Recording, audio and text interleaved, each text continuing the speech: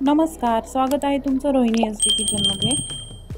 आज मी बनवणार आहे मराठवाडा स्पेशल झुणका भाकरी। झुणका हा एक पारंपरिक पदार्थ आहे। चला तर मग बघूया झुणका आणि भाकरी मी कशी बनवली। इथे एक छोटा भाजलेला कांदा मी घेतलेला आहे आणि मिक्सरवर बारीक करून त्याची पेस्ट केली। झुणक्यासाठी सगळ्यात महत्त्वाचं आहे ते म्हणजे बेसन पीठ। तर इथं 1 वाटी बेसन पीठ मी घेतलेलं आहे आणि त्यात लाल तिखट, हळद, थोडासा ओवा आणि बारीक केलेले जिरे मी टाकलेले आहे आणि त्याचबरोबर थोडं मीठ पण टाकलेलं आहे। हे बेसन पीठ मी घोळून घेणार आहे। त्यासाठी एका वाटीत मी पाणी घेतलं आणि एका हाताने पाणी शिंपडून पीठ घोळून घेतलं। हे पीठ व्यवस्थित घोळता आलं की झुणका करायला खूप सोपा आहे। हलक्या हाताने पाणी शिंपडून मी झुणका व्यवस्थित घोळून घेतला। हे पाणी टाकताना पाणी जास्त होऊ द्यायचं नाही, कारण पाणी जास्त पडलं की पीठ पातळ होऊ शकतं।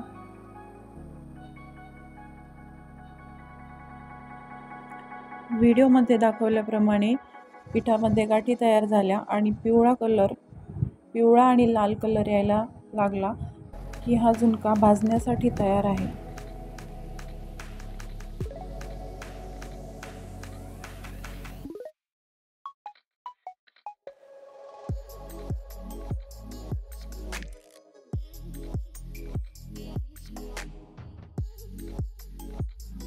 झुणका आता घोळून झालेला आहे।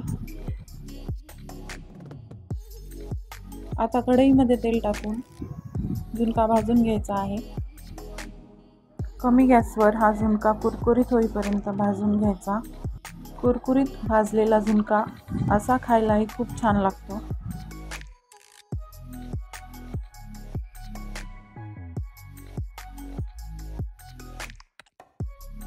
झुणका भाजून तयार आहे। आता तो एका ताटात थंड होण्यासाठी ठेवून देऊ आणि झुणक्याची पुढची तयारी करू। हे पीठ थंड होत आहे तोपर्यंत गॅसवर कढई ठेवून कढईमध्ये तेल आणि जिरे टाकून भाजलेला कांदा, लसूण, खोबरं आणि अद्रक पेस्ट लाल होईपर्यंत भाजून घ्यायची। हे मिश्रण करपू नये म्हणून गॅस कमीच ठेवायचा आहे।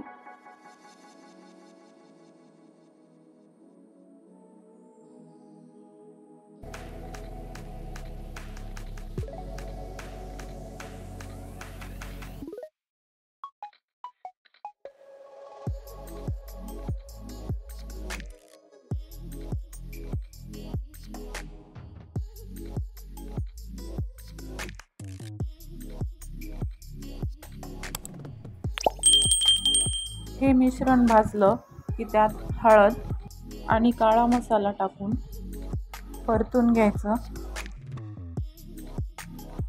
आणि थोडं पाणी टाकून शिजू द्या। अर्धा मिनिट या मसाल्याला तेल सुटेपर्यंत कमी गॅसवर उकळू दिलं की मग तुम्हाला तुमच्या अंदाजाने पाणी टाकून घ्या। मी 1 ग्लास पाणी इथे टाकलेलं आहे।